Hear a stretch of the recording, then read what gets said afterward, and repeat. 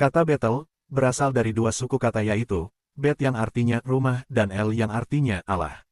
Sehingga Betel berarti rumah Allah.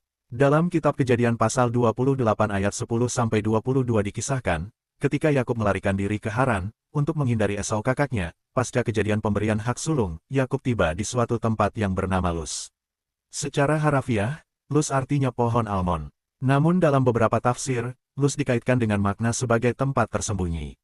Hal ini sejalan dengan kondisi Yakub saat itu, yang sedang melarikan diri atau bersembunyi dari Esau. Setiba di daerah itu, Yakub memutuskan untuk bermalam dan beristirahat di situ. Ketika Yakub tertidur, bermimpilah Yakub, dan dia melihat tentang sebuah tangga yang menghubungkan bumi dan surga. Lalu malaikat Tuhan naik turun di tangga itu.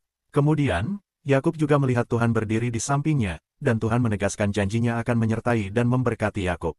Ketika Yakub terbangun dari mimpinya, dalam ayat 16 dan 17 Yakub berkata, "Sesungguhnya Tuhan ada di tempat ini, dan aku tidak mengetahuinya.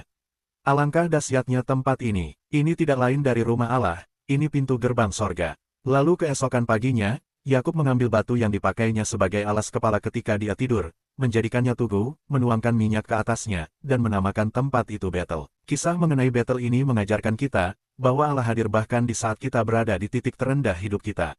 Saat itu, Yakub sedang ketakutan, karena nyawanya terancam oleh Esau.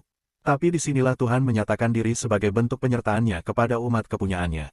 Yakub bertemu Tuhan, yang menguatkan dia dan memberinya arah tujuan hidupnya. Bagi kehidupan kita saat ini, Betel menjadi simbol tempat perjumpaan pribadi kita dengan Allah. Momen mendalam di mana seseorang menemukan kehadiran dan janji Tuhan.